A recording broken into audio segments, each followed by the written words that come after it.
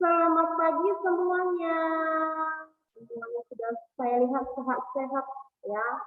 Setelah divaksin kedua tetap sehat ya. Semoga saja kita semua tetap dalam keadaan sehat selalu ya. Ya karena saya lihat senyum di pagi hari juga cakep ya. Oke, langsung saja ya. Kita melanjutkan pembelajaran di hari Senin mengenai tumbuhan yang hidupnya menempel di tempat lain ya, misalnya di batu-batuan atau di dinding ya. Ini sudah saya jelaskan yang hari Senin. Kita lanjutkan saja. Setelah tumbuhan lumut yang menempel di batuan basah, saya mau jelasin mengenai tanaman rambat yang tumbuh di dinding rumah. Nah, ya. Coba Miss mau panggil dulu Safi Widisana. Ayo Safi Widisana. Yes, Miss. Oke. Tanaman rambat tumbuh di dinding rumah. Kemudian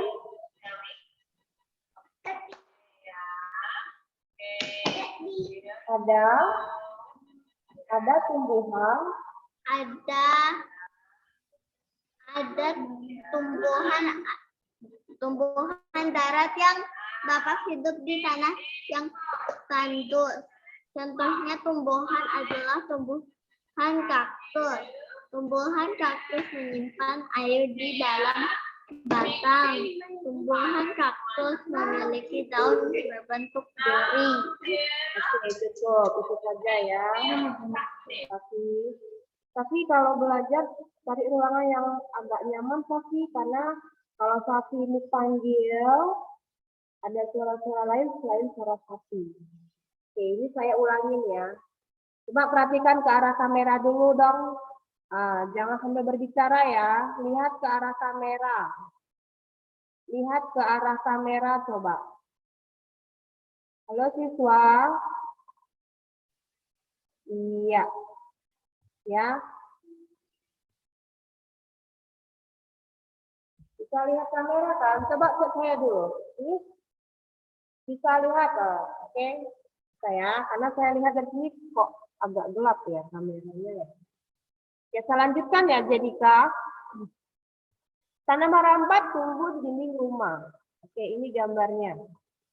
Nah, kalau di rumah kalian ada nggak seperti ini? Bunganya itu mengelilingi pagar atau bunganya itu menempel di tembok-tembok atau atap-atap rumah, ada nggak? Lihat di pekarangan rumah seperti ini. Tanamannya merambat, mau di pagar, mau di dinding, ada. Oke, jadi sebagian di rumah kalian ada ya, sebagian memang tidak ada tumbuhan gitu ya. Oke, nggak apa-apa ya. Yang penting kalian tahu tumbuhan yang merambat itu yang mana. Seperti inilah penampakannya. Oke, dia merambat menyerupai bentuk atap. Nah, seperti ini. Atau bentuk pagar. Ya. Jadi, tumbuhan merambat merupakan salah satu habitus tumbuhan. Ya. Seperti ini. Kalau jalan-jalan ke taman-taman buah-buahan kan ada seperti ini. Daun-daunnya itu merambat. Saya lanjutkan ya. Oke, baik. Tumbuhan merambat merupakan salah satu habitus tumbuhan. Sesuai dengan namanya, tumbuhan ini memerlukan tumbuhan lain untuk meraih posisi terbaik dalam kompetisi mendapatkan cahaya matahari Lionel. Tumbuhan merambat tumbuh di dasar hutan sehingga hanya mendapatkan sedikit cahaya matahari. Nah, jadi dia berebut nih. Siapa yang mendapatkan sinar matahari, nah dialah yang paling banyak merambatnya. Nah, ya. Karena dia biasanya tinggal di hutan yang sedikit mendapatkan sinar matahari, Kaiden. Oke. Ada manfaat tumbuhan merambat. Ini seperti ini. Di rumah banyak loh seperti ini. Dia suka melilit ini pagar-pagar rumah, atap-atap gitu ya. Karena sifatnya memang merambat gitu ya. Ada manfaatnya. Apa manfaatnya? Sebenarnya banyak ya. Manfaat tanaman merambat ini. Yang pertama untuk obat. Bisa loh dijadikan obat. Nah, ya. Kemudian sebagai penyejuk lingkungan. Jadi kalau rumah kamu seperti ini, banyak tanaman gini, jadi sejuk rumah kamu. Nah, ya. Kemudian sebagai peneduh rumah agar tanamannya menjadi tanaman hias supaya cantik rumahnya ya, berwarna-warni ya, hijau-hijau ya, nyaman tinggal di rumah kalau banyak tanaman. Oke, kita sekarang coba lihat di buku kamu, ada nggak tanaman paku? Coba lihat Lionel di bukunya langsung, tanaman paku Adera Shiva Madeline. Bukan ada pakunya ya, namanya paku, tapi bukan ada paku-paku yang jenis-jenis itu tidak ya. Tumbuhan paku sarang burung hidup menempel di pohon. Miss mau panggil Lionel deh, mana Lionel ada? Ada dong. Oke, Lionel mau baca? Ya, silakan buka mikrofonnya ya Lionel. Yes, Miss. Tumbuhan paku sarang burung hidup menempel di pohon. Oke, ini gambar yang jelasnya. Kasih tahu ya. Ini gambarnya Lionel. Ada di rumah Lionel seperti ini. Ya, daunnya tuh lebar-lebar. Nah, namanya tumbuhan paku sarang burung. Ada di rumah nenek atau di rumah kamu ada seperti ini? Di rumah saya sendiri, Miss. Ternyata Lionel punya tumbuhannya ya. Sudah tahu namanya ya, yang daunnya lebar-lebar seperti ini, tumbuhan paku sarang burung. Nah, coba baca lagi Lionel. Tumbuhan paku sarang burung merupakan jenis tumbuhan paku populer sebagai tanaman hias. Iya, sebagai tanaman hias. Karena orang menyukainya. Katanya tumbuhannya cantik. Nah, yang warnanya hijau, daunnya lebar-lebar. Ada ya di rumah seperti ini? Coba deh angkat tangan. Siapa yang memiliki tanaman paku sarang burung? Kaiden. Persis ya, seperti ini persis ya. Iya. Lanjutlah, Lionel. Paku sarang burung. Paku sarang burung ini adalah jenis paku yang paling banyak dimanfaatkan oleh masyarakat. Iya, apa sih manfaatnya? Nah, nanti Lionel menjelaskan sedikit dan dengarkan ya. Ada banyak manfaat sekali tumbuhan paku sarang burung. Selain sebagai tanaman hias. Nah, apa saja nih? Coba Lionel, jelaskan kembali. Baca lagi ya. Yang pertama, manfaatnya. Manfaat paku sarang burung antara lain sebagai obat penyubur rambut, Oke. demam, sakit kepala, gigitan, atau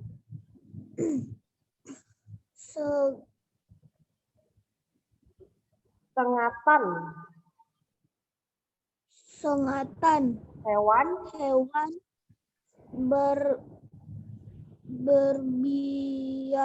berbisa. Iya, terima kasih ya Lionel sudah mau baca. Nah, sudah tahu ya manfaat dari paku sarang burung? Yang pertama, saya ulangi sekali lagi ya, sebagai penyubur rambut. Nah, kalau punya rambutnya sedikit, Boleh deh diusap-usap menggunakan tumbuhan ini. Jadi rambutnya menjadi subur loh. Nah, jadi banyak rambut kamu ya. Kemudian bisa sebagai obat demam. Kalau anak-anak demam, ya lagi sakit, pakai deh paku sarang burung mungkin dioleskan di perutnya atau dioleskan di keningnya bisa ya. Jadi banyak manfaatnya deh. Selain demam, sakit kepala juga bisa. Dia bisa obat sakit kepala ya.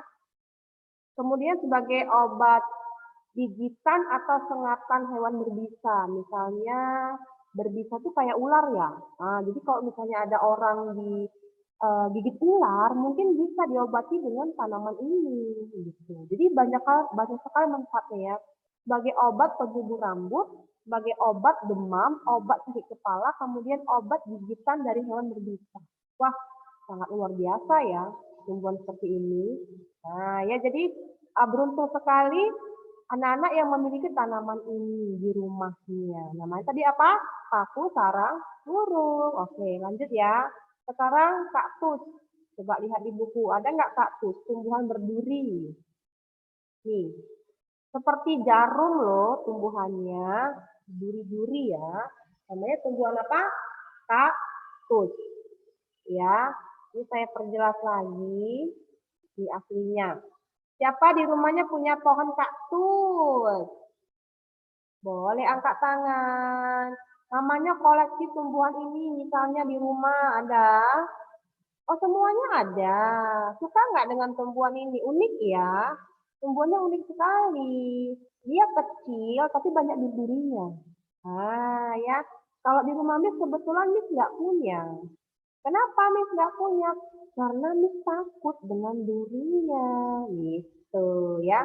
Miss takut, gitu aja. Tapi ada orang yang memang hobi ya, apa mengoleksi tanaman hias seperti ini karena dia cantik, unik katanya. Bentuknya unik-unik begitu ya.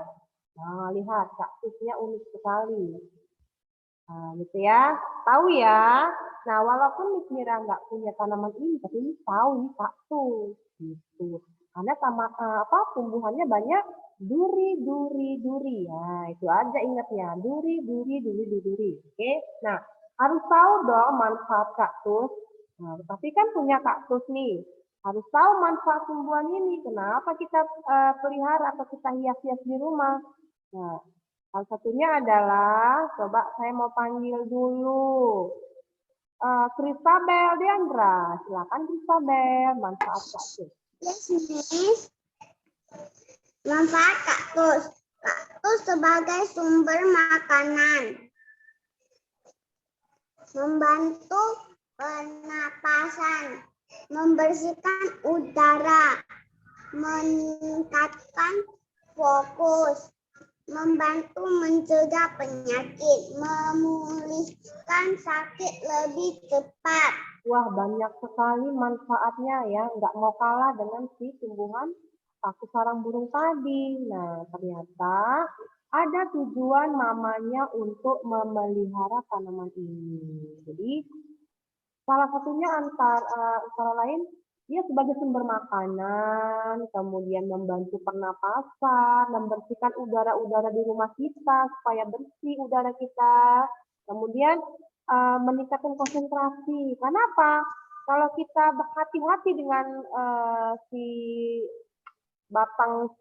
daun si kaktus tadi, mungkin kita lebih fokus ya. Kenapa? Banyak durinya. Hati-hati ya. Berarti kita lebih fokus, lebih konsentrasi. Belajar konsentrasi gitu ya maksudnya ya. Kemudian membantu mencegah penyakit juga. Berarti dia bisa dijadikan obat dong. Nah, ya, kemudian memulihkan sakit lebih cepat. Bisa dijadikan ramuan ya atau obat. Oke, itu saja dari saya penjelasan dari kaktus ya. Nggak terlalu banyak. Karena kita lanjut ke halaman 56. Masih banyak yang mau kita bahas ya Isabel. Isabel kalau main-main ya Isabel. Isabel dengarkan saya. Ya, mohon maaf ya. Kalau main-main Isabel tidak fokus dengan pelajaran, Miss remove ya Isabel. Ayo Isabel duduk. Kalau tidak mau di remove, duduk dulu. Ya, duduk yang tertib. Nggak boleh main-main. Sekarang yang baca adalah Isabel. Isabel, listen ya. Duduk yang bagus. Isabel. Isabel, Ya. dengarkan saya. Miss. Dengarkan ya. Kalau Miss lihat Isabel main-main, ya mohon maaf ya. Isabel tidak fokus di pelajaran, nanti Miss-nya remove. Nah, mau di remove? Tidak kan? Nah, jadi Isabel harus fokus dulu dengarkan. Pelajaran hari ini disimak baik-baik ya. Jadi anak yang baik ya Isabel. Oke, silakan baca Isabel. Ambil bukunya dulu. Oke. Halaman 56. Sekarang Isabel baca. Baca dulu yang ini. Ayo. Mikrofonnya dibuka Isabel. Karena Isabel yang baca. Ayo. Tumbuhan yang hidup di air disebut tumbuhan air.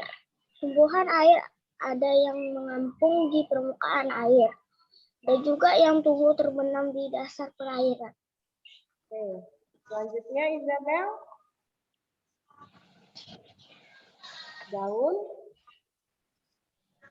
Daun dan bunga teratai mengapung di permukaan air, akar teratai menancap kuat di dasar kolam.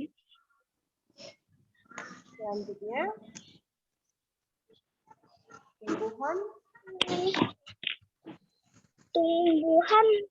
Tumbuhan lamun tumbuh di dasar laut yang dangkal. Iya, dengarkan lagi ya. Nah, kita mau belajar mengenai, thank you ya Isabel, sudah mau baca. Mau belajar mengenai apa tadi? Tumbuhan yang hidup di air. Nah, tumbuhan yang hidupnya di air. Apa saja tumbuhannya? Coba lihat bukunya di halaman 56. Semua siswa lihat bukunya. Yang pertama ada tumbuhan teratai. Nah, ini teratai. Dia hidupnya di air, suka mengapung di air. Nah, ya. Kemudian selain teratai ada lagi tumbuhan. Banyak sebenarnya ya.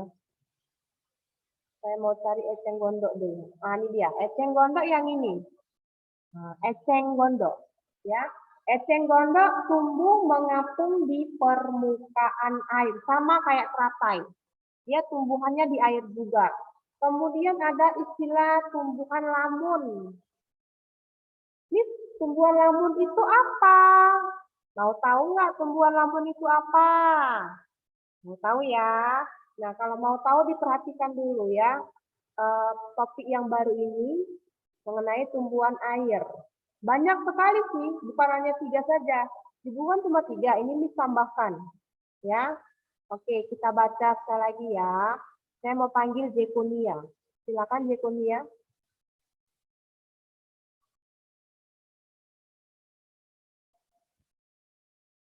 Jekonia ada?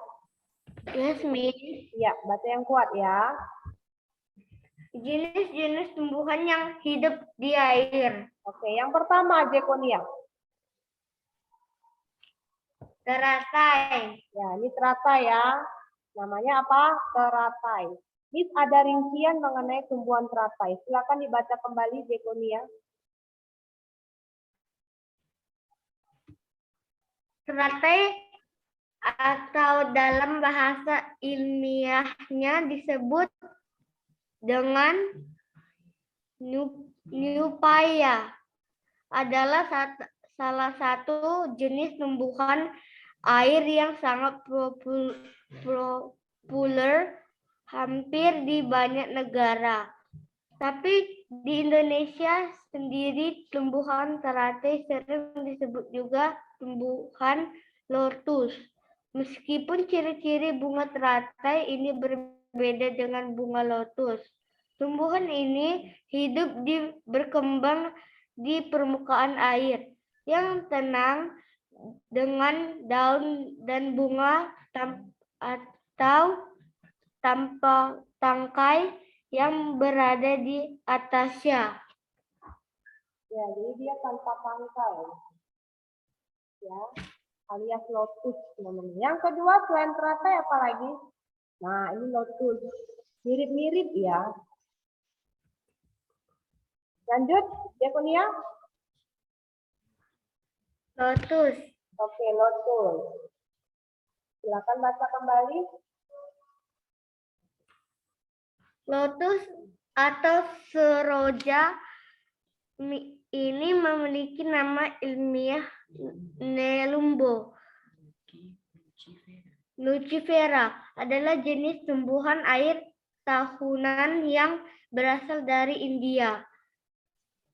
Sebagaimana pada penjelasan tumbuhan teratai, bahwa bunga teratai dan lotus sering kali dikira dengan tumbuhan yang sama. Perbedaan tumbuhan lotus dan teratai terletak pada bunganya atau lotus yang memiliki tangkai untuk berdiri tegak.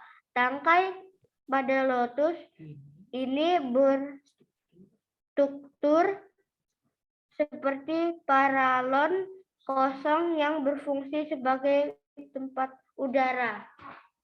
Nah, ini gambarnya lotus. Ada tangkainya. Nah, tadi teratai nggak ada ya?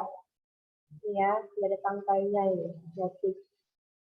Sementara kalau teratai, lihat teratai, ada nggak tangkainya? Tidak ada. Ya, ini teratai. Oke, bisa dibedakan? Sayang. Yang terakhir, ayo, Diakonia.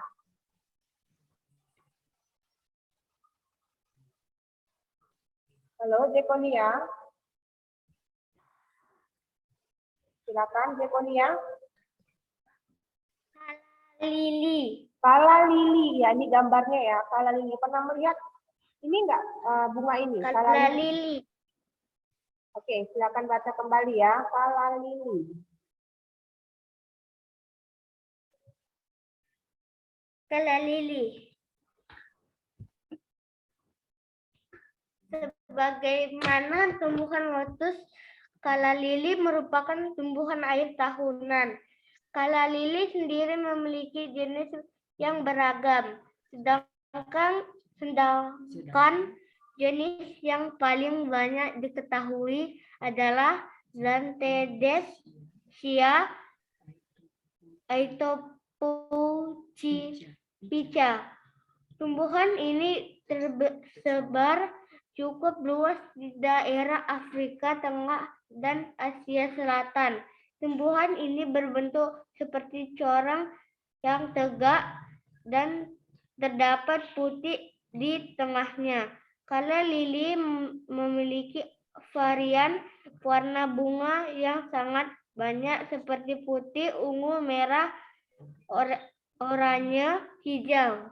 Iya, terima kasih Diakonia. Selanjutnya tafel. Tafel. Tumbuhan air ya. Yes, Miss. Oke, baca. Melati air. Melati air. Silakan. Tumbuhan air yang memiliki nama ilmiah Echinodorus palaifoliosus.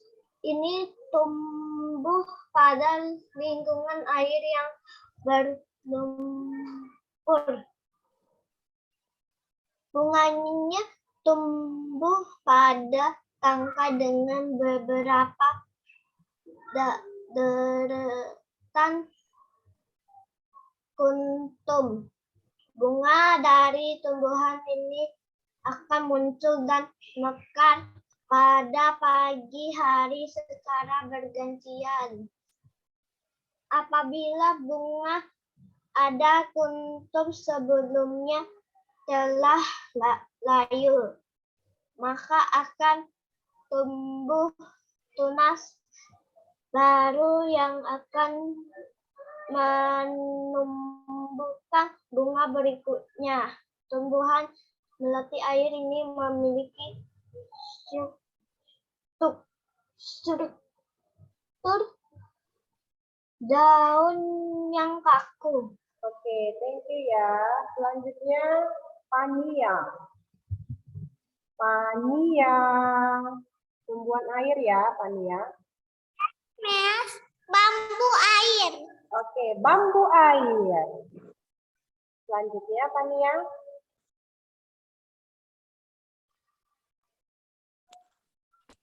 Tumbuhan bambu air memiliki nama ilmiah Equisetum hyemop. Jenis tumbuhan ini banyak dijumpai di daerah Asia Utara, Amerika Utara, dan Eropa.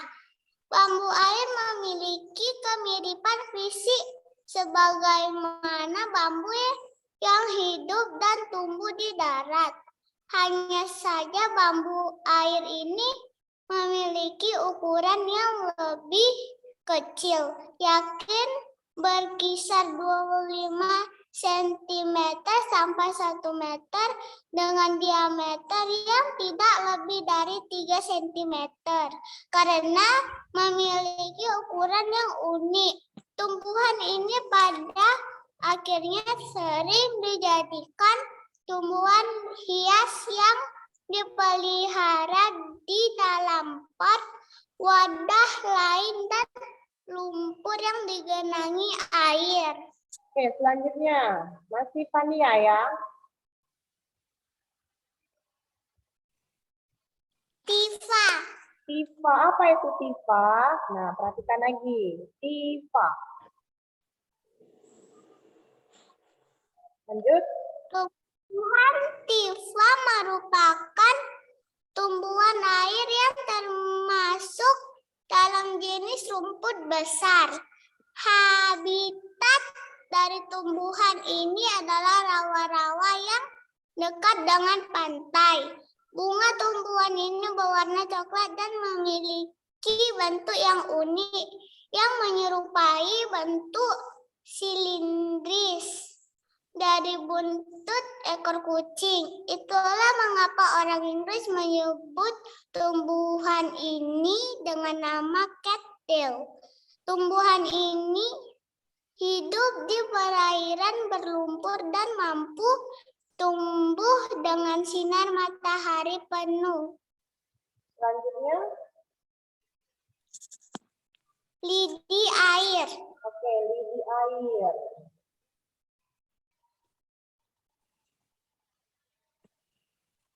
Lidi air atau tipe Amustifolia memiliki bentuk seperti sapu lidi terbalik. Pasalnya, batang dari tumbuhan ini berwarna hijau kekuningan yang terletak di bawah dan memiliki ujung-ujung yang runcing pada bagian atasnya. Tumbuhan lidi air adalah jenis tumbuhan air yang tahan terhadap sinar matahari penuh. Selain itu, tumbuhan ini termasuk dalam tumbuhan yang memiliki pertumbuhan cepat. Oke, thank you ya Pania. Jenica. Yes, Miss. Pisang air.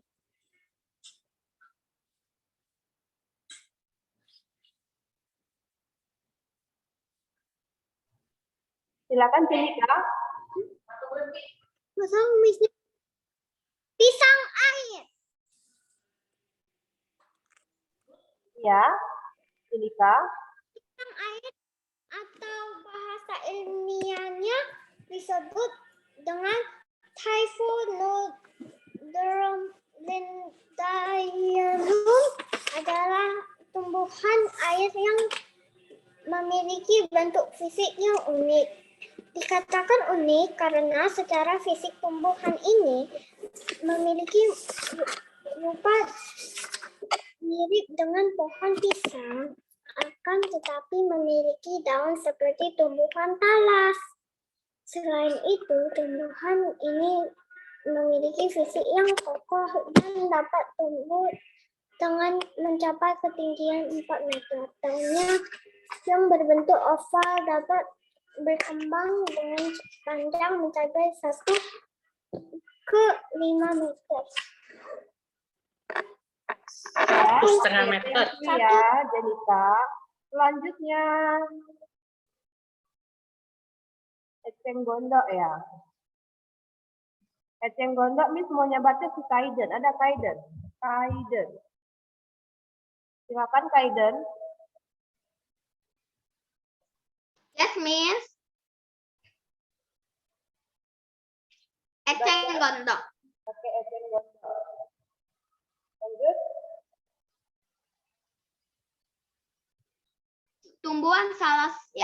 Tumbuhan yang satu ini merupakan tumbuhan yang sudah sangat familiar bagi kebanyakan orang. Memiliki nama ilmiah Icomia crassipis eceng gondok merupakan jenis tanaman air yang mengapung. Eceng gondok dianggap sehingga tumbuhan sebagai tumbuhan gulma karena pertumbuhannya yang terbilang cepat dan sulit untuk dikendalikan. Akan tetapi pada hari ini eceng gondok mulai dapat diambil manfaatnya sebagai bahan kerajinan atau pakan ternak. Tumbuhan yang dapat ditemukan di daerah berair seperti sawah, sungai, rawa, dan danau ini memiliki ciri-ciri bunga berwarna ungu yang cantik. Oke, selanjutnya tumbuhan apa lagi? Tumbuhan air ya. Lamun. Oke, tumbuhan lamun ada di buku kan. Nah, ini adalah keterangannya ya. Silakan dibaca kembali. Kaiden, tumbuhan lamun.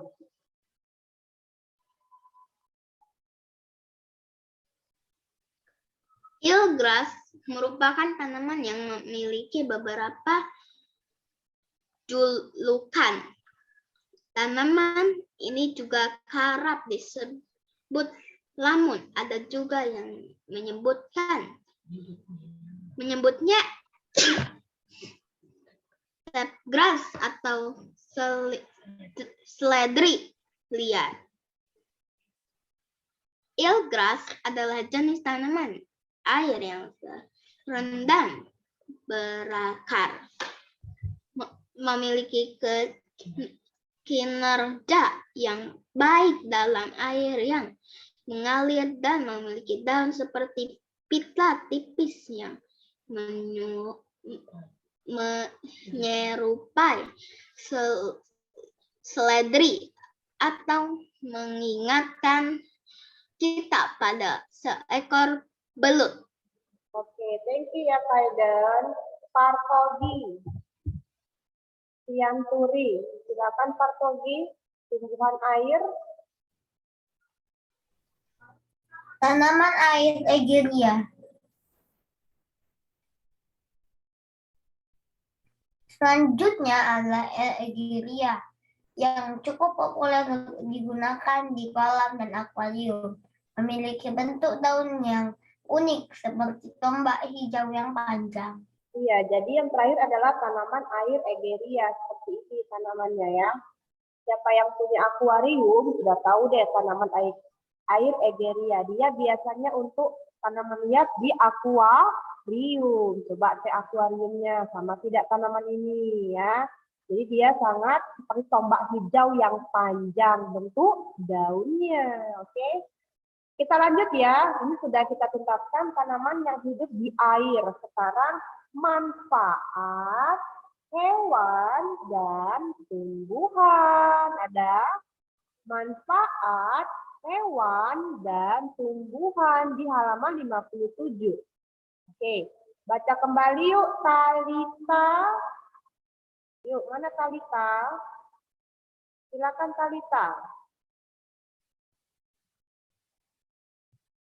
Baca yang kuat ya Talita. Ya, silakan.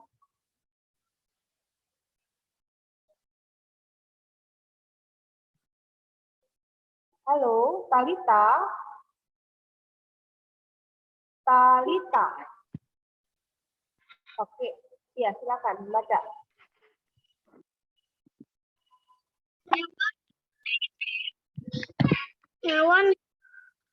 Hewan dan tumbuhan yang hidup di darat maupun di perairan dapat dimanfaatkan oleh manusia. Hewan dan tumbuhan yang dimanfaatkan manusia bersifat menguntungkan. Selain itu, ada juga hewan dan tumbuhan yang merugikan manusia. Iya, jadi, minggu depan kita lanjutkan lagi ya. Hewan yang menguntungkan dengan hewan yang merugikan. Banyak loh contohnya. Nah, jadi hari ini sampai di topiknya aja. Minggu depan saya jelaskan lagi ya. Selamat pagi semuanya. Karena durasinya sudah mau habis. 1 menit lagi